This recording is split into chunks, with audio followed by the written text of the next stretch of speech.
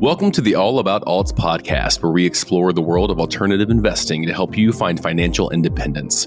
Join our host, NewView Trust's president, Jason DeBono, as he covers a variety of topics with different guest speakers to discuss tax and alternative investing strategies. It is never too late to start taking control of your financial future, and we are so excited for you to be joining us for this opportunity to hear from some of the best in the business. Hello, everybody. My name is Jason DeBono, and I am the host of the All About Alts podcast, and I am joined today with some old friends, Juan and Sharon Restrepo. Juan, Sharon, how are you guys doing? Fantastic. We're doing great, Jason. It's great to see you. Yeah, good to see you as well. I love reconnecting, but have to tell you, this is the first time on the podcast that we've had two people at the same time. So we'll have to see how this goes today. I'm sure it'll be fun. I hope so. And I've known Juan and Sharon. We were catching up, and as you do with some old friends, and I was embarrassed about my own age and how long we've known each other. When they mentioned that Josh, their son, is 15 now, and so I've known Juan and Sharon since he was born, and Josh was being pushed around in a stroller at the investment club that they ran back in West Palm Beach at the time. So been quite some time, guys. Yes, it has. It has. Yeah, and they grow up fast, and so you've got another one right behind them at 13. So your hands are full. Yeah, they are. They are, but it's all fun, just like you. Yeah, it's been a blast. I've enjoyed every phase of their lives. It's like having built-in friends at this point. So it's kind of cool. Oh, that's great to see and great to hear. And as parenting, I think is a lot like investing in life. They all tend to go hand in hand, and some days you feel like everything's going really well and easy, and other days you're looking for the manual saying, how do I do this, or what do I do here? So I'll assume it's been the same for you with your kids. Yes, indeed. Yes, indeed. Wonderful. Well, I also learned that you guys are now North Carolina residents, and so maybe by quick introduction, Juan and Sharon, we met because they ran an investment club back in Palm Beach in, I guess, going back 16, 17 years. And that investment club was a great resource for education, and we partnered off on a tremendous amount of education. And but in addition to that, you guys are also full-time investors. You have a real estate brokerage in Palm Beach as well still. And then you guys moved up to North Carolina, and we'll talk about that. Where are you guys in North Carolina? Right now in a little town called, it's called Faith, but nobody ever hears of it. So we say Salisbury. It's a little bit bigger, and just northeast of Charlotte. So nice. It's night and day from Palm Beach. Right. Yeah, I'd in imagine the snail. Mm-hmm. a little bit less traffic, if I had to guess. Yes. It's like Cool. we still have our place back in Florida, and I go back and like, what's all this traffic? I see more traffic here in 5 minutes than I do all day up in, in Salisbury. Yeah. So it's definitely a nice change of pace, and the boys love it. So we're happy. Well, that's great, and I'm really happy to hear that you've transitioned, but you still not only have your brokerage here, but you've got an additional brokerage in North Carolina as well. Is that right? Well, I'm licensed as a broker here as Okay. well. So when we came, it was because of real estate investing, and we were studying the market simply because our property manager from Florida transitioned here, and she just kept encouraging us about the market and the opportunities here. And if we could duplicate our business here, we would really do well. And so we finally decided to take a recon trip. And I came up, and she had gotten her real estate license, showed me all around, and I couldn't agree more. So we just kept praying about it, thinking about it, and decided, okay, let's start investing in this area. And we did that about a year before we actually came, and ended up, we thought we'd go back and forth, but we actually ended up making this our home. And, we still go back and forth, run both the businesses. And, but the other big change was leaving residential and going into commercial real estate. And so that's what we did also at the same time. So it was a lot of big changes happening. Yeah. Yeah, that's a lot going on. So you've relocated, and changed, really, I won't say investment philosophy, because real estate is real estate, but certainly strategy inside that philosophy. Let's talk a little bit about that. So you've got a change of pace in North Carolina, and you guys are getting settled in. I think you were doing residential all the way up until that point, right? Mhm. We And did a few commercial properties, right? But our big thing is catering to investors. You know, we've always loved the investing side of it. We consider ourselves full-time investors, as well as that unique brokerage that caters to investors. So our clients were and are, you know, investors from all over the place who use us as their hands and feet to help them make the right investments, or the investments that they're looking to make in real estate. And so let's talk about transitioning that into commercial, right? Same genre of asset, real estate, right? But certainly a much different specialty or niche. So what caused that transition? You know, was it a specific property or was it a whole strategy? Yeah, walk us through that a little bit. Well, we actually attempted to make that transition. This is 23 back in, I think, probably about 10 years ago, and didn't go so well. As it never launched, and so we attempted it. Hey, it didn't work, and then all of a sudden, in a funny, we were putting together a what you call it, an online summit, and I was looking for people to speak, and I found this one young guy. He was former pastor turned commercial investor, and it was about a year later. I was like, by several months later, I'm thinking, hey, you know what? We need to start looking at this, because as I started, it's more wealth creation, wealth preservation. You get to that point where, all right, what part of real estate can I do that? Because one of the things we taught on the residential side is, hey, flip properties at the beginning, you that way you learn, or wholesale, then flip, and then, hey, hold on to some rentals. But when we started realizing, looking at the numbers, it's like, man, you can be part of a bigger project and make more money. You still get the same benefits, whether you're part of a syndication or part of a joint venture on a big thing, as opposed to a bunch of little single family homes. It's like, hey, let's just, bam, the economies of scale, is what it comes down to. It's like, okay, let's do that instead of trying to continue to buy up the little ones and see where that goes. So that kind of it was like, okay, bam, even though we've done this for so many years on the residential side, it's like, and I've always seen it on the commercial side, but it's like, finally, as you start to get older, it's like, okay, how can I multiply my efforts faster? And again, this isn't just for an older person. Anybody can do it. It's just a matter of getting into it. And then, we finally said, all right, let's do this. And we went, we pretty much burned the ship on the residential side. It's like, And I think to that point, when he's talking about 10 years ago, we attempted to add commercial into what we were already doing. And it's just, if you're already buried in something, you there's no room left on your plate to add to it. So we really felt like, all right, if we're going to do this, let's burn the ships. And so we stopped taking on new business and just really focused on the commercial. And, our clients were all on board with that because they've done so well with us. They're like, we'll definitely follow you guys along. What are you into now? Let's check it out. Yeah. So it's been a fun journey. Yeah, it sounds like it. And transitioning from single family to commercial sounds easy. And, I love what you said about going back to 20 or about 10 years ago, is that, it isn't that easy, and not because it's so hard, but because when you have an investment strategy and philosophy that you're executing on, it's hard to add to that. And, to be good at something, I won't say you always have to be all in, but being all in certainly makes it a little bit easier. And I think that's something that I've heard a lot in my career, is that a lot of people want to transition from residential to commercial, but for whatever reason, they can't get far enough out of residential to actually get into commercial. And most people that I've talked to and met along the way that really are full blown and successful in commercial, they mostly started in residential. It's very common. But the theme across the board is that they made that leap, and to make a big leap, you've got to be all in. So it sounds like you guys are all in and into the commercial space. How long's that been, and what's that journey been like? It's kind of interesting. We've about year and a half, 2 years now. Yes. Probably about a year and a half, I want to say.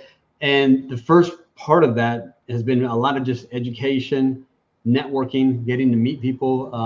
Again, like I said, we're part of a mastermind, a commercial real estate mastermind, and just seeing people from at different phases of it. You got people that are very green, no real estate experience, to people that, hey, I've been doing this for 20 years. I've developed properties, blah, blah, blah, so, and kind of the camaraderie that's come about that, from that group, and everybody's willing to help one another, which is how we've met some of the partners that we have now. It's funny, we came to North Carolina, but I've been to Dallas, Fort Worth, and I've been to Lafayette, and all right. And so we've got our hands on a couple deals out there. But again, just like residential side of it, there's so many different angles of commercial strategies. Yeah, the strategy is like, okay, man, we can do single, multifamily. You can do build to rent. You can do strip malls. You can do industrial storage facilities, self-storage, all that stuff, and everything sounds great. And it's like, all right, again, you can get pulled in so many different directions, and it's like, what can I look at? Triple net. Oh my gosh. Every time you hear something, it's like, oh, that sounds great. Again, just like on the residential side, when we would have different speakers come in, our members, we'd always tell them, it's like, listen, find something and get good at it. When you find a niche, get good at it and go after it with all your heart, and you'll see success come. Because if you start going after every what's that shiny object, you end up doing nothing. So for us, it's been kind of multifamily and now the BTR, because they kind of go hand in hand for us. And so that's kind of what we're looking at now. Well, there's so many ways to make money in real estate. And when I first started, I remember, thinking real estate was single family homes, and you just, clean up after the people move out, and then you put in a new renter. And I realized that's just such a small sliver. And then as I've gotten to know more about the commercial real estate market, it certainly mimics the real estate market on the residential side of just being infinite ways and opportunities to make money. And, you mentioned triple net. And for those that are listening today, I always refer back to triple net, which is a strategy, an investment strategy, is to me one of the coolest things, not because it's the best, but I would have never in a million years guessed that someone owned the dirt under Dollar General. I just thought the dirt and the building always went hand in hand, and they were part of the same, and they were deeded and titled that way. Like, no one owns the land under my house or any house I've ever owned. And so it seems so crazy. But it just underscores there's so many ways to make money. I really love what you said about find a niche. I think so many people want to be so good at every category, and it doesn't mean you can't pivot as the market requires, but just find that niche and really get good at it. Well, we're going to talk about kind of that niche, and we're going to talk a little bit about, you mentioned the BTR and build to rent market, and we're going to talk about that here in just a minute or two. But before we get into that, we're going to put you guys on the spot with our quirky questions of the day. Now, we normally have one person and one. So I think what I'm going to do today, if this is okay, Maggie, and Maggie, our producer, has the envelopes for me to pick from. I think I'm going to just pick two envelopes, and they'll each get their own envelope. Is that okay? All right. Well, and part of it's curiosity for me in terms of what's in them. So I've got 2 of 3 envelopes for our quirky questions of the day. So who's up first? Juan, Sharon? I'll let Sharon go first. Ladies first. Oh, what a gentleman. Always a gentleman, Juan. Always. All right. So let's see here. Question number 1. What will people be nostalgic for in 500 years? Oh my gosh. The fax machine. I think they're already getting there. I don't know right, if any of our kids could even figure that out. I'm thinking about what I remember in my past. So today, I don't know, it might be Facebook. Oh, good answer. And I think for a lot of reasons, I sincerely hope it is. I don't know if the same listener was asking these, because this one also has a significant amount of years in it. So I think we're going to go back this time. If you were transported 400 years into the past with no clothes or anything else, how would you prove that you are from the future? Oh, I'd go gambling. Okay. I know it's not my answer, but No, it is. that's my. Yeah, no, you got all three. These are all yours, Sharon. Oh, what? Oh, okay. Well, yeah, depending on how good I am as a history student, I'd have to prove myself in gambling and knowing what the, outcome's going to be in advance. Do it enough times to buy some clothes. All right. Well, you just need to start remembering all the Super Bowl winners. But I like your strategy. It'd be impossible for you to predict the winner every year. So, question number 3: what is the most ridiculous fact that you know? Oh. Well, I don't know that I would think it would be ridiculous, right? If it's something that I know or retain on purpose. We have a 15-year-old that fills us with so much information Yeah. sometimes that it's like, don't really think I need to know that. Yeah, there's so much useless information out there. I kind of combine useless with ridiculousness, so I don't retain it on purpose. I don't know. I don't know the answer to that. Do you want to phone a friend? Is that one? Yeah, my friend sitting next to me here. What would you say? What fact do you think? What was the question again? What is the most ridiculous fact you know? Ridiculous fact. Oh, shoot, that's a good question, huh? Oh gosh, it's got to be. Yeah, you know what? I'll know it tonight at 2 a.m. in the morning when I wake up. That's when I'll go. We'll come back to that at any point in the rest of the show. Just pause and say, and throw the fact out there, and we'll we'll go back in and talk about it. But Juan, I'm going to put you on the hot seat here, and we're going to move to your quirky questions of the day. And here we go. Oh man, this is a good one, and I'll be honest, I can't wait to see Sharon's reaction to this one. That is, what is your go-to dance move? That would be What's that dance the boys cumbia? taught you? Oh, the floss. Well, anyone with kids born in the last 5 years are or kids that have been alive and dancing ages of the last 5 years know the floss all too well. I do it just to annoy them. Dad, stop. Yeah, my wife, I think she mastered it fairly well. I'm just way too uncoordinated, and I've got long, clumsy arms, and I just could never quite get them to go the way they were supposed to. But we'll save that for another time. All right. What's a pet peeve that you would like to make illegal if you could? Pet peeve I would like to make illegal. Huh. Gosh, I know a few of those. What are the things a dirty car. Can't stand a dirty car. Oh man, well that's concerning for me. I hate to admit that I would probably be locked up immediately if it were a dirty car. Well, one of the things is the boys have chores, and that's one of their chores is to clean the car, and so it's kind of what's that called? Motivation for the 15-year-old. It's like, if you ever want to drive this, I suggest you keep it clean in the interim. Good one. Well, I've got an 11-year-old as my oldest, so how soon can I start having him wash my truck? Are we close? No, yeah. I mean, they've been doing chores for years now. Granted, I oversee. Now the interior they handle. They wipe it down, vacuum it, and all this and that, keep it clean, and then the outside I kind of give them a hand. But I think now with the 15 they can handle it, but sometimes they need a little oversight. So. All right. Well, you hear that? Those of you with dirty cars, start training and grooming your kids to keep those things clean for you. And last one, and we're looking for full honesty here. Sharon will certainly tell us if in any way there's any suggestion to the contrary. And that is, what is the last movie that made you cry? Oh my gosh.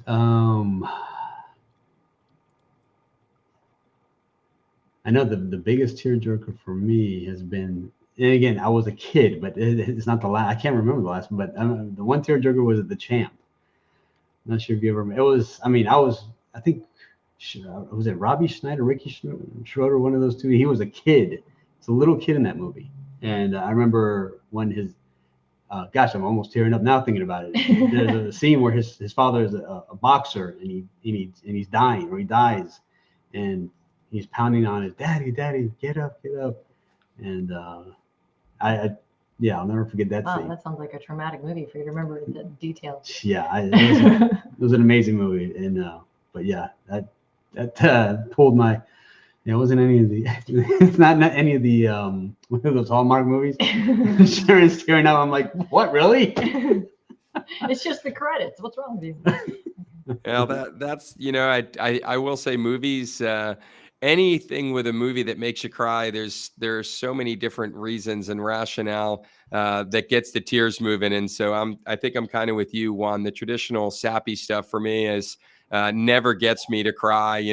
I expect someone's gonna fall in love, someone's gonna pass away, and there's an expectation. But yeah, I think when you get to some of these, especially like movies where kids are involved, or they're looking up to dad, it's hard not to have that hit you right there in your heartstrings. Yeah.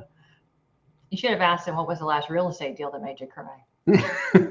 Well, that may lie ahead, Sharon. That these are our quirky questions. We control the next set of questions in the lightning round. So I need this on another show. Just dedicated to that. We may sneak that one in there today. We'll see. Well, thank you guys for participating, and remember, those listening, if you guys do want to submit quirky questions for us to ask our guests, you can do so by emailing Maggie with a Y at newviewtrust.com. But we do those, to add a little levity and also get to know our guests a little bit better. So thank you for doing that in joint form. That's the first time, and I think we navigated okay through it. So let's shift gears and let's get back to the real topic and the real reason that the listeners are here. And that is to kind of talk about this build to rent strategy. Now, it's interesting because we think of build to rent and we think of houses as being really a single family play, yet here we are with all this discussion earlier about moving into commercial. So let's just start with helping our listeners. How is build to rent and a single family rental unit a commercial real estate deal? And give us some insight into that. Well, let me give you a little bit of history of what happened kind of in this whole, how this industry, remember in 2008 crash, everything's here. So then you had the BlackRocks, and I mean, you had these big companies just coming in and buying up everything they could get their hands on, because they're buying them on 50, these 50 cents on the dollar deals, blah, blah, blah. And so what happened was they're owning all these properties around the country, and management is just a nightmare. And so somebody's like, hey, you know what? Why don't we start having communities of houses that we can manage just like we would do, any other single family. So that kind of like brings that into perspective. Like, all right, so this is kind of what started happening. It's like, all right, instead of, and again, we understand that because as property managers, we manage properties all through Palm Beach County. And Palm Beach County is not small. Well, and you know what, to add to that as a point, the larger management companies that were hired for these hedge funds that owned properties, they were subcontracting the, smaller property management companies in those regions. And so we got reached out to for that, to bid it. And, with one of the companies, we went through it and we did it. I mean, it was extremely short-lived because it was horrible. It was a nightmare of what they wanted you to do, what they expected you to do, and for the cost that they expected you to do it at. And just to walk into some of these places where you took over management from someone else who they were using, it was the worst jobs. It was it was horrible. The Band-Aids that were all over these places, and that this was the level of expectation even that was acceptable. Because, with a $300 budget to paint the whole inside of a house or something, I'm exaggerating, but that's what it felt like. Yeah. This is how they were being run.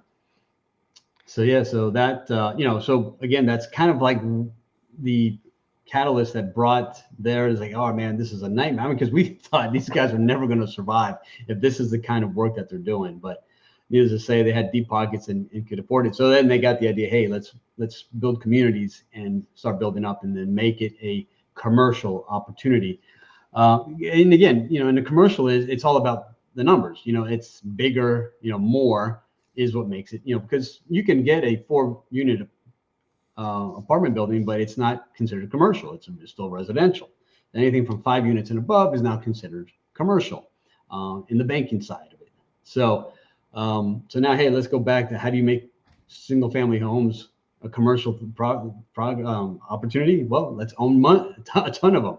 And so that's kind of like what you do. But now the whole build to rent is, bam, let's get one area, like you would build a community of homes. Instead of selling them, you rent them. And then again, depending on the market type, it also depends on the type of amenities you're going to have. Again, same thing on the residential side. Depending on the market side, it's going to mitigate what amenities you have available to them. So that's kind of like, hey, that's what's happening. And I tell you what, from our experience, we have 20 plus years of experience in the management side, managing properties across an entire county. We understand the pain, but we also understand how to manage that. And so when I started learning about this build to rent, and when I went out, I was flown out by a couple of guys. One was in Dallas Fort Worth and the other one in Louisiana. I was like, whoa, this is amazing, what this opportunity holds. So I got really excited about it. And I said, I know we had been focusing on multifamily, but I said, we need to add this into our portfolio, and let's start looking at this and we can go into a little bit deeper why, how that all works. But I just fell in love with this, and this is great. And coming from our property management experience is like, hey, these guys have even asked me, hey, we want you to hire the property manager. It's like, okay. So I've been interviewing property managers for these communities to kind of help them choose a good property management company. But this is the first concept, kind of to answer a question you asked previously. We spent a year just diving into the commercial education. I don't think you can rest on laurels of something that even if you were really good at it, because this is a different animal. You underwrite it completely differently. And it, in residential, if you were to sell me, like you said, a 4-unit building, I would be looking at what I'm paying per door. And when you go into commercial, you cannot underwrite it that way. It's completely different. You would never buy anything. And so for me, that was the biggest learning curve on the underwriting. But as we started also, we were really hot on self-storage, and we were really looking at those and learning that model. And, we're also really hot on the multi-units and looking at 100 units plus and the benefits of that. And so it almost feels like it flowed in a perfect order of what we were looking at.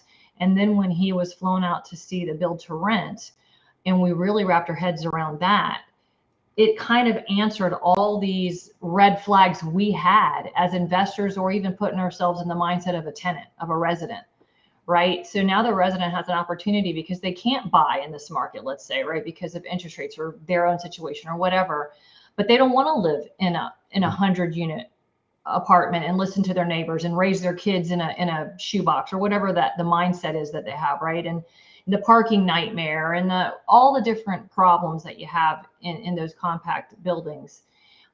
This really solves that problem, if you will, right? Living in a single family home, gated community, I've got amenities. I can put my dog in the backyard. I can have a barbecue.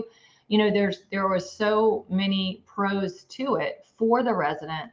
And then that just makes it more advantageous for the investors, the the builder, everybody who gets in on the other side to invest in that.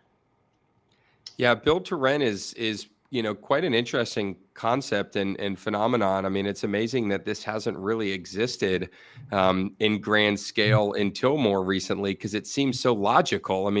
Why would we want people renting homes? Because just because you rent doesn't mean that you're broke. It doesn't mean that you're a bad person, you have bad credit, or it doesn't mean any of those things.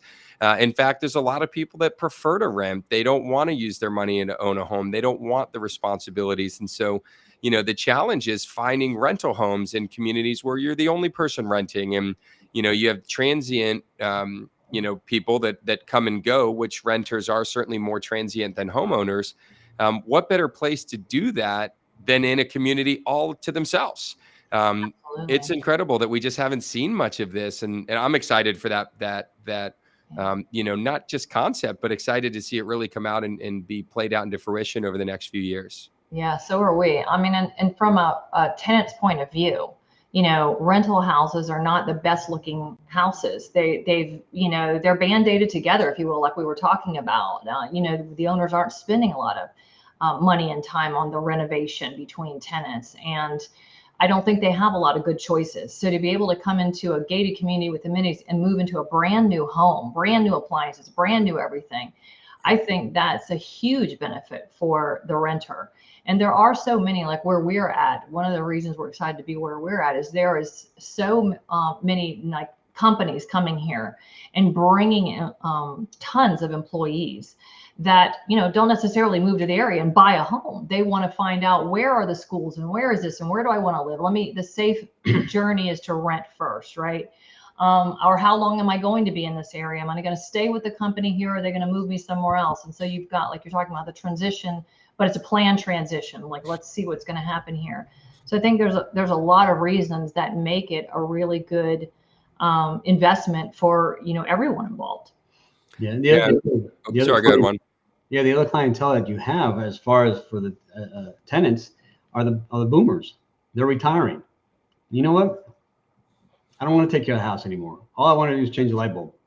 And so, but they don't want to go into a building. They'd rather go into a community. And so that's kind of like, that's what we're seeing on these projects. The type of people that are coming here. And so, yeah, that's what we really like about this opportunity. So it's definitely working its way out. And I think the pandemic might have helped a little bit too. People got a little bit nervous living right next door to somebody else. Here they have their own space, and so and they can go outside. So that kind of like, okay, heaven forbid this ever happens again, but they got that opportunity. Hey, we can get out. We can go somewhere in a backyard. So well, people people want to rent houses for a variety of reasons, and the accessibility and affordability of rental houses is so tough. And when you own or when you live in a rental house, if it's one rental house in a neighborhood and prices appreciate, the person that owned it says, gosh, maybe I ought to sell this thing. And now who's the new buyer? Are they going to be, renter friendly, or are they looking to buy their own house? And so you always have this bit of uncertainty, and, no one moves into an apartment wondering that if they want to re-sign their lease in a year, if it's available to do so. And so, having this community and then you factor in from a investment standpoint, scalability, maintenance costs, right? You can hire one lawn care company to mow everybody's yard. I mean, I swear if I could solve one problem, it's the fact that we all pay a 30% premium if those that have someone come mow their grass, because we have 20 companies come in to mow 80 houses. Yeah. If we just said, let's pick the best one, go around who has the nicest house, they would come and cut one day a week and cut everybody's house and save 30%. So, that scalability goes a long way, and the build to rent community is doing that. So it's really exciting. Really glad to hear that you guys are not just diving in, but also creating opportunities for investors and for your former clients and prospective clients to really engage in that market. Because I do think, regardless of what happens over the next few years, there's certainly going to be an appetite and opportunity for people to not just want to live in nice places, but they're willing to pay to live in a home, and they're willing to pay a little bit more than to live in an apartment complex. Mm-hmm. And to be able to do that with all the comforts that are available to someone in a apartment in terms of longevity, as well as all the amenities that can come with living in a community. I think it's we haven't even seen where that market could go.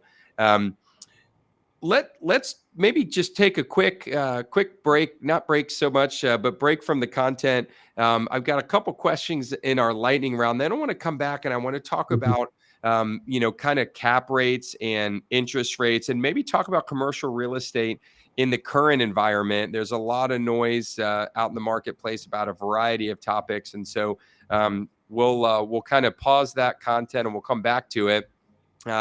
Before we get back to it, I'm going to hit you guys with the lightning round, and I think I am going to possibly pull one question in. So I've got 4 questions, and I've got one for each of you guys. So we're going to go ahead and we're going to get started. These are quick questions. They're not quirky, but they are meant to get to know you guys a little bit better. But also, so here we go. Question number 1, and we're going to ask this one. This one is for you, Sharon. Who's the better cook, you or Juan? Oh, that's a good question. We both cook well, but I cook more often, so I would say me. Okay, and we're getting a nod in agreement, and we won't ask if that's true agreement or just because you're cooking dinner tonight and he's excited for it. All right, Juan, this one's for you. Who's the more disciplinarian when it comes to the boys? That would be me. He gets an argument from me there. And I'm going to answer this even more. And Jason, you might agree to this. Over the years, and again, here's a fun fact. Yeah. I am actually one of her students from over 22 years ago. So wow. That's kind of how we met. But the funny thing is, she and I've met a lot of people that I would agree that she's intimidating in the business world. She's no holds barred, bam, this is the way it is. And but I got to see the softer side of her after we got married. It wasn't until after we got married that I saw that side. And then when we had kids, it's like, oh my gosh, they got her wrapped. and they know it. And it's like they wait for me to leave before they ask a question. Or you got to the point now that they ask her right in front of me, Mom, can I? Man. And I'm like, no, Mom. So but that's, yeah. So mom's the softie at home. She is. All right. This Sharon, this comes for you now. This will be interesting. This is I think a little bit Karate Kid like, which is a reference back to last week's show. We had a Karate Kid reference as well, but this is a little teacher student, and I did not mean it to be this way, but who's the better investor? Is it the teacher or the student? You know, that's a good question. We make a really good team because, you know, my weaknesses are his strengths and vice versa. So I'm more the one, at least in the past, that's found the deal and Juan created all the spreadsheets to vet the deal. So, I mean, I don't think it's fair to say one over the other because it really is a team effort. I'm more the underwriter. And she's the deal maker. Or I mean, if you say negotiator, I'm definitely the one that's getting on the phone and putting that deal together. Yeah. She finds a way to make things happen. Like, how did you do that? Well, that's what a good team does. And you know, it is really cool that you guys can not just work together and work together for so long and continue to find success even as you transition. And I think you kind of nailed maybe what a lot of that success is attributed to, which is, you know, you both have strengths, you both have weaknesses, and for the most part, they're not copy paste. They overlap nicely, but you guys can, you know, pick up for each other in areas of weakness and really support each other in areas of strength. So really, really cool to hear that. And I won't suggest when I, you know, met you guys, you know, 15, 18 years ago that I could see it, but I will say I knew you guys were a powerhouse couple all the way back then. So good to see that in one of my few predictions from then are in fact right.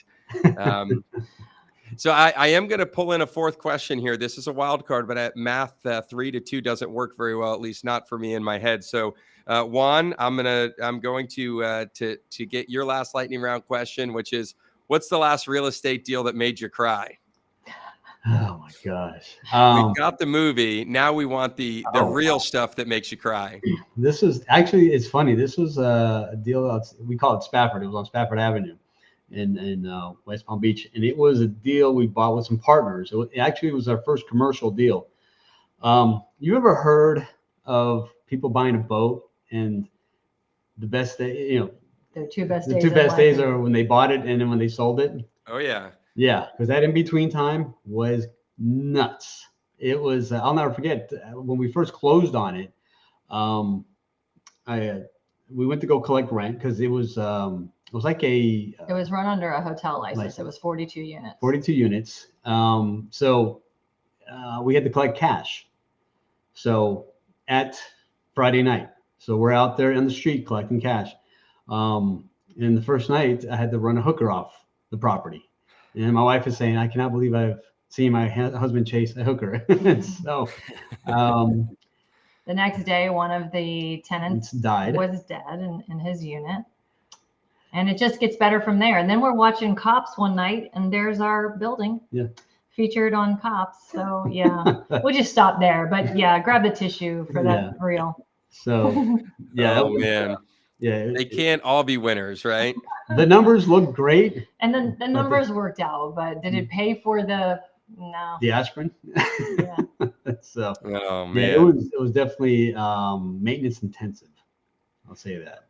Well, I think anyone that's been investing in real estate, for 20 plus years, you just unfortunately have to kiss a few frogs. And sometimes you can kiss them all you want, and there's still a frog, and you got to get them out of the portfolio. So I'm assuming you no longer have it since neither of you have any gray hair. And I can only assume that you've moved on to less frustrating properties. Maybe that's what took us so long to get back into commercial. Yeah. Well, let's kind of come down the close here, and let's maybe talk more current events. We talked a lot about your transition out of single family to commercial and kind of the commercial world, and really the new niche, if you will, inside of commercial that we're starting to hear a lot more about is this build to rent. You mentioned, I think, Juan, and maybe since you've declared you're the underwriter of the group, that I'll direct this to you, but when you underwrite residential property, you underwrite it based on what you buy it for, and then you work backwards from there. With real estate and the commercial side, you actually underwrite it against what it earns, and it really doesn't matter what it costs. It's just a byproduct of its revenue, and I think that's the simple math behind a cap rate.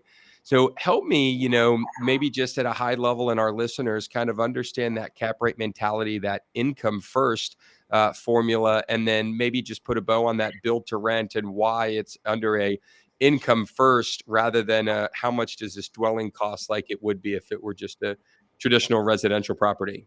Sure, definitely. And again, cap rates are sometimes market specific. You go into Dallas, Miami, you're seeing and I'm talking about multifamily, and then I'll transition over to the built to rent, but you're seeing 2%, 3%. And then, it's like, how much more can we contract? Some people were like, I'm willing to go to 1%. It's like, all right, what are you guys doing? It's like, how can you make money on something like that? But again, looking forward to, hey, this is, and we've seen this before where, hey, this is going to last forever and it's going to appreciate. And again, on the commercial side, what are you trying to do is increase value. That's what you want to do. It's like, all right, how can I improve my cap rate? And so you want to improve the value of the property. And so raising rents or decreasing expenses. Those are your two big items in on the commercial side. It's like, that's how you create the value that then gives you more, gives you an improved cap rate and makes you more money. And so it's one of those things that's, the old saying is, don't wait to get into real estate, get into real estate and wait. And I think that's a great analogy here on the commercial side, especially. Because there's two things that on commercial real estate people look at, especially for the investors. When we talk to them, it's like, what are you looking to do? Is it cash flow or wealth creation? And so, and again, I think going to the 1% cap rates and the 2% caps, I think that was more wealth preservation. It's like, I just want my money to just hover there and do okay. But in reality, what you want to do is like cash flow or wealth creation. Sometimes you can get a little bit of both. And again, it all depends on your mindset, and which is the beautiful thing about, and again, Sharon and I have had experience with IRA investors for so many years, and we've helped them make a lot of money. And the beautiful thing is they're in for the long game. And so for them, it's, hey, I'll hold because I just want it to grow. And then especially the way you guys put it all together, it makes, we've enjoyed being able to work with you guys over the years. So it's been a blessing. So we like that. So on the build to rent side, you're more looking for the wealth creation, we're coming in and we're buying the property. And one of the big things that we're looking to do with the property, and I turned that down. Anyway, so where's my thought? One of the things we're looking at. Yeah. So one of the things that we're looking at, with the whole wealth creation and on the built to rent side of it is, hey, let's get the property right. Now, the big guys, they're going to be mainly in your primary markets, and they're slipping into the secondary. So we're in the secondary and tertiary markets. So like for us, we're 45 minutes outside of Charlotte. So we're seeing the growth in these cities that are outside, the radius of Charlotte. It's been amazing. I mean, just down the street from us, Macy is building their largest distribution warehouse in the country. Oh. And that's creating like 1,200 jobs. And driving around here is like, where are they going to house these guys? So, because we're seeing that the opportunities are here. And so right now we're actually with our partners out of these other projects. Hey, find some land there. So we're trying to, right now we're looking for land that we can buy. So, and again, so what do you want to do to keep that price down? I mean, it's get an inexpensive property, which we're finding in these secondary and tertiary markets. Okay, same thing with the projects we've got in Lafayette. One of them just closed. We're not taking any more money there, but we still got a couple others, and those are great deals that we got. And the communities, the mayors, these people love this type of development. Okay, because it's not a big building, stick a whole bunch of people. It's a community, and so they're loving it. And so the whole process, and on the commercial side, you'll see, hey, zoning change, and you got that big thing, and it's going to be a while before that ever happens. But in some of these smaller markets, it's happening so much faster, and they're appreciative. They love it. They're just, hey, how can we help you? And so it's kind of exciting to see that. And so, bam, we're getting properties at a lower cost, land at a much lower cost. And some of the things we do to create the value just before we even close is make sure that, hey, do we have to do a lot of tree trimming? Do we have to knock down a ton of trees? The topography, how's that? Are we going to have to build houses at an angle, or is it going to be level and flat? Obviously, we have some of that, but you take the good and the bad, but you try to minimize the bad. And so that's kind of like what we do is like, all right, so here we're building value just in looking at the property and how it looks and how well are we going to develop. The other thing that we're seeing is like most of these areas have been wellness septic, right? Well, now that the growth is starting to happen, you're seeing that sewage is being put into the city. So now it's just a minimal cost for you to come in. Hey, we're going to run sewage, a lot less hassle. Because dealing with the septic tanks, you've got to deal with the EPA.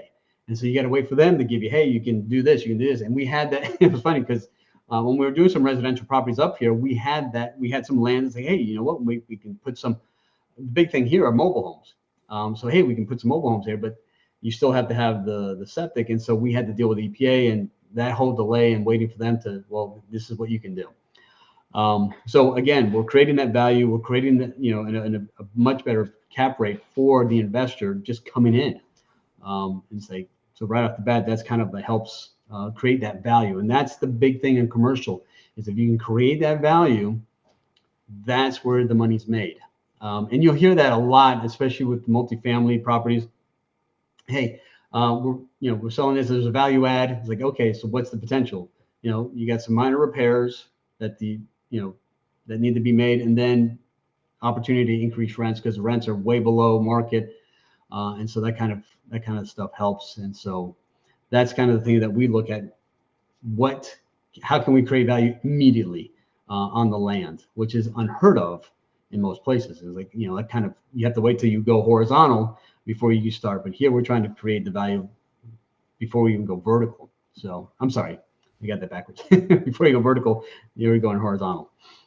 So well, and that value, in turn, gives you a better valuation on the property, right? I mean, that's the one beauty of commercial real estate, is that we're not trying to, build a home and determine what does it cost to build and how much can we sell it for more than it costs to build. I mean, that's residential development. This is really, how much is someone willing to pay to rent this place, and how much does that make this property worth? And now how much are we willing to spend to build it? To get the value cap that the cap rate would suggest that rental proceed would be worth. So, it's really interesting. I mean, I've seen a good amount of commercial real estate and dabbled enough in it to just not quite get there, but understand enough to really think that the math side of it is so opportunistic. There's just so little you can do in a residential to affect huge value increases. You kind of have to look around at the market and let the market do it for you. Yet in commercial real estate, I mean, you could give a 30-40% boost to a property value. I won't suggest overnight. That sounds like it's too easy, but in reality, you could just by raising rents in 50 units, $100. You can have a monumental increase in the overall value of that property. Definitely. And so, yeah, that's the beauty with the build to rent side of it, is that, and then kind of the mitigate. I mean, we're not taking any money. The guys we're working with are well funded, well oiled. And so what happens is we come in, and before we even put it out on the market, we've already done the due diligence. We've had the property under an option contract. And so we're going to the city, we're going to the municipalities, whatever it needs to get overcome is overcome. By the time we put it out to the market for investors, whether it be a 506C or 506B, all the risks, all the approvals are done. Yeah, all that stuff is done. And so Right. There's no risk. It's like, okay, I mean, granted, there's always risk, but we've mitigated the majority of the risk because, hey, we took care of the municipality, we took care of all this stuff. And it's like, on one of them, we had to wait for elections to happen before we got the right guy in to help us get it. So, sometimes it gets political, but that's kind of the way I love the guys that we're working with. They understand that. And it's like, all right, we know what we need to traverse here to make this happen. And so that's the exciting part for us is also being part of the right team. And again, for your listeners, that are thinking about it, it is a great way it is a great hands off, and you want to make sure that you're dealing with the right team, people that understand what they're into. And well, especially in commercial real estate, when you get into development as well, that's a whole nother set of hurdles and obstacles that have to be overcome to get a deal to the finish line. And so, every investment strategy in niche, commercial or residential, they have, I like to break them down into speed bumps, roadblocks, and landmines, right? And you can get over speed bumps. You can kind of get through roadblocks, but it's the landmines that cause the most pain and harm in a deal. And so in commercial, there can be big landmines. They're bigger deals, bigger price tags. And so let's kind of come down the home stretch here and with help our listeners. We're right in Q2. Beginning part of Q2. And so there's still a lot of noise about interest rates and whether or not they're going to continue to go up. We've seen some challenges in the financial sector. We've seen some challenges as companies are starting to report earnings for Q1. What is your, I won't even say prediction, but just from an investment strategy or thesis, what are you seeing in, from an interest rate standpoint? And then how does that impact the build to rent market any differently than it may impact, say, an office building or any other, traditional commercial real estate debt? Yeah, no, definitely very, very important. I mean, this past year has just been mind blowing. It's like, wow. I mean, because again, you go into a property, you underwrite it, and and when you underwrite at a certain interest rate, and again, some of these guys are coming in. You start off with maybe a mezzanine loan or something like that, and then you get out of that because it's a higher rate, and you want to get out of that, and then you got to get probably agency debt, which is probably Fannie Mae, Freddie Mac, and so with that's become harder, the agency side of it. And what we're seeing is a lot of guys jumped in. I mean, it was crazy. There was so much money. People just overpaying, just paying so much money for these properties, and so. there was a deal we were trying to do actually in Dallas Fort Worth, where a couple guys out of New York bought this property, ran out of money to finish all the repairs. They're still getting rents, but now they're under their initial financing and they've got to get out of it. And they're still wanting to get this much. It's like, hey, you're going to get this much, because the numbers just don't work anymore.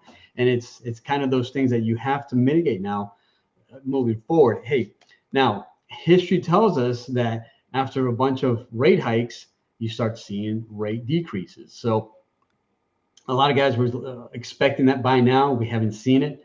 We just it was the last increase with the 1/4 point. So it wasn't as heavy, but it makes an impact, especially on these bigger deals. It's, $100,000 home versus a $10 million property. 1/4 point is a big deal. And it's like, ouch. We've seen guys that they've seen their mortgage payment go up $50,000 monthly. I was like, whoa, that just totally blows any profit. And so what are we doing here? So how do we mitigate that? Again, going into getting the right property, making sure it's at a great, as low as possible. One of the big things that our guys that they've been teaching me is kind of the yield on cost. So, all right, what's that all about? It's like, well, you take your net income over your total cost of construction. Now, the beautiful thing about this is that, you get into the property, you start building these homes, right? You're not going to build them all, but we're averaging, I think, about 6 to 8 houses a month that are going up once we go vertical. Hey, things turn around and we have to stop. Boom. All right, so we stop the construction, which means, all right, we're not paying out anymore, but we're able to rent these houses that are already built. So that's the beauty of it. Worst case scenario, hey, we sell off this piece of 10, 15, 20 properties to an investor. Okay, hey, we get cash back.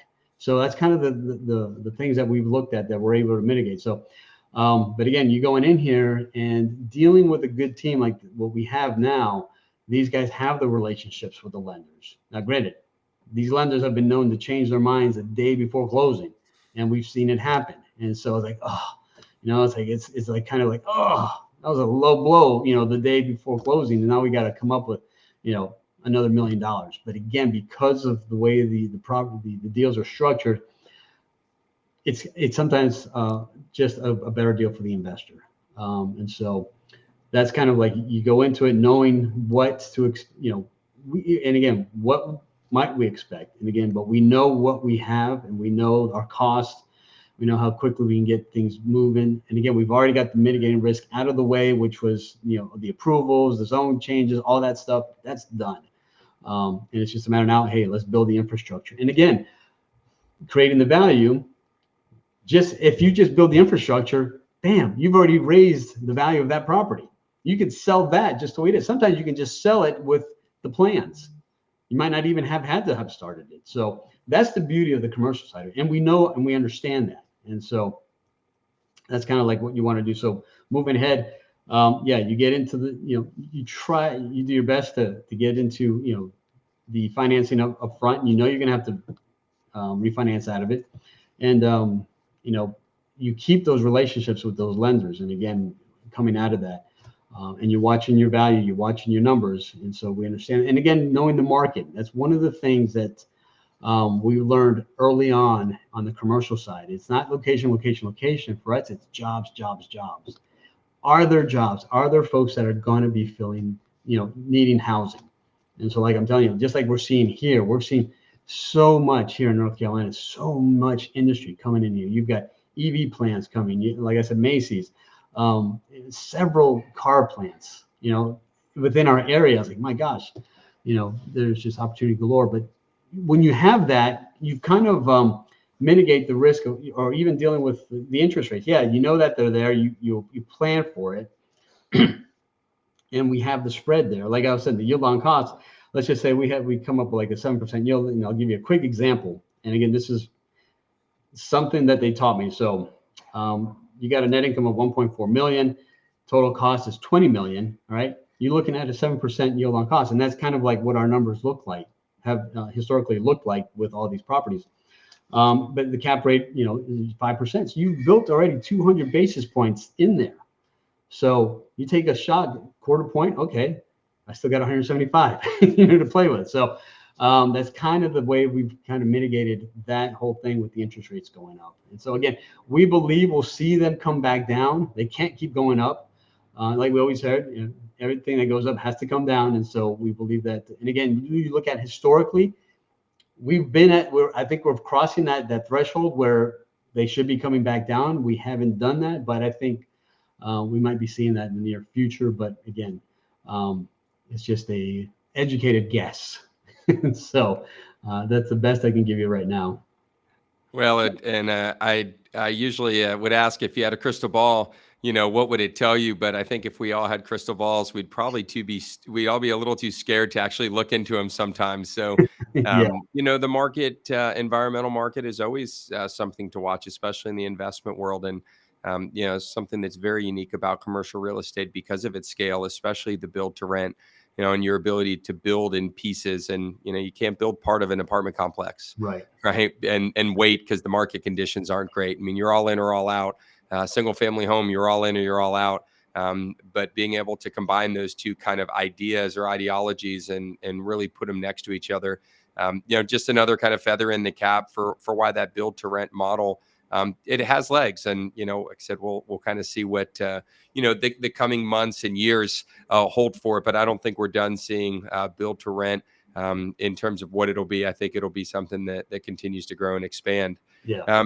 All right. Last question of the day. I'm going to give you guys each a chance to answer this.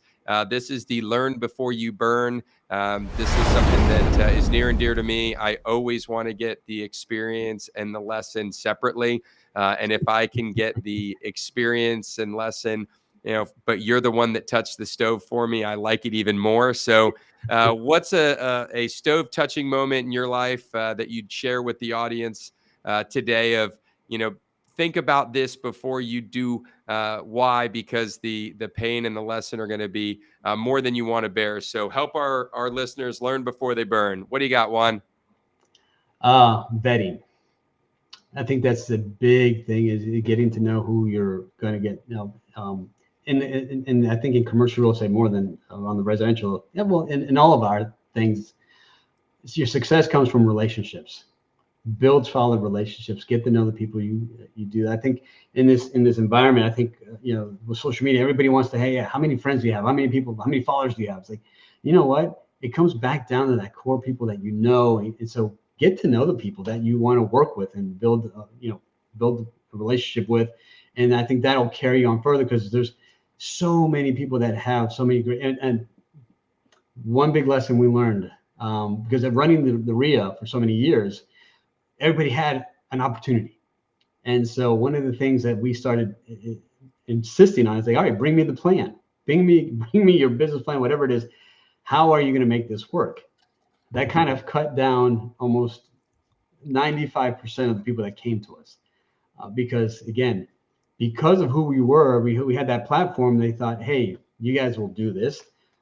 No, we want to know what you are going to do. Because a lot of times when we got into something with somebody, it was us doing all the work. It's like, wait a minute, it's not supposed to work out this way. So that's kind of like, hey, build those relationships, get to know the people, vet people that you're looking to work with and want to move forward with. And I think that's a big thing that'll help you in any business, whether it be real estate or not. Cool. Thank you, Juan. Sharon, what you got? Learn before you burn. Well, when I started, I was suddenly single because I had married my high school sweetheart and widowed about 9 years later. And so I basically jumped into real estate investing following his dream, and it turned out to be my passion. But I was so afraid of getting hurt. I felt so vulnerable, that I didn't let anybody into my life. I was the team. And there's no I in team. So my mistakes were because I relied on myself and I thought I could learn it all. So, I went and got every license you could possibly get. At the end of the day, all I needed was my driver's license, and I needed to bring key team people in, but I was reluctant to trust anybody. And so the vetting part that Juan talks about is very important, but it's building the right team, right? It ultimately leads to that. And when I was able to trust a team to do their expertise, bring their expertise, well, that's when things really started catapulting. Success started coming sooner, in the goals that you made. And so, I'm in the, education, real estate education business, just like you are. And what we've learned over the years is we can buy a year or 5 years, right? By joining with the right team, coming into the right group of people, hooking up with the right team of who's doing what you want to do, and how can you come alongside them and be a part of it, even if you have to pay to be in the group. Because I just bought all their years of experience, and I'm coming into, a unified goal, and we're all going to get there faster because of it. And so that was something that took me a long time to learn, that I probably could be where I wanted to be, much, much, much sooner in life. So she's got a really bad scar in her hand. She didn't take her hand off immediately. Yeah, I left my hand on the stove too long. Well, we all do it, and I think some very good and prudent advice. And what I'm hearing really from both of you is that the team matters, and it's not just the team, it's the relationship, it's the experience they bring to the table, it's the vetting to validate they can actually do and say what they say they're going to do. And so I think that certainly is critical. Anyone that I've seen in the real estate community, that's had great success, that they've had great mentors, great programs, great groups, great relationships. So it matters. So thank you for that. And hopefully to our listeners, they can take that and maybe let go of the vine a little bit sooner, and maybe not try to be that one-trick pony, and trust the process, but trust but verify, as Ronald Reagan would say. So wonderful. Well, Juan, Sharon, so good catching up with you guys. I'm so glad to hear of all the great success and how the transition, not just in geography to North Carolina, but also in investment strategy into the commercial real estate and built to rent market is going for you guys. I wish you all the best of luck, and we'll make sure that we put all of your guys' show information into the show notes so that anybody that wants to contact you guys directly can get that. If you are not subscribed, please click the like and share or subscribe button. We'd love to have you as a future listener to the All About Alts podcast. And if you do have any ideas or you want to get your quirky questions submitted, please be sure to do so at Maggie with a Y at newviewtrust.com. But thank you guys. We'll see you next week. Thank you so much for listening. We hope the information within this podcast has given you the tools that you need to find your way to financial independence. We would love to partner with you on this journey. Text ALTS, that's ALTS, to 407-708-1853 to learn more about how to get started today. Don't forget to follow us to make sure you don't miss a second of content, and we'll see you next week.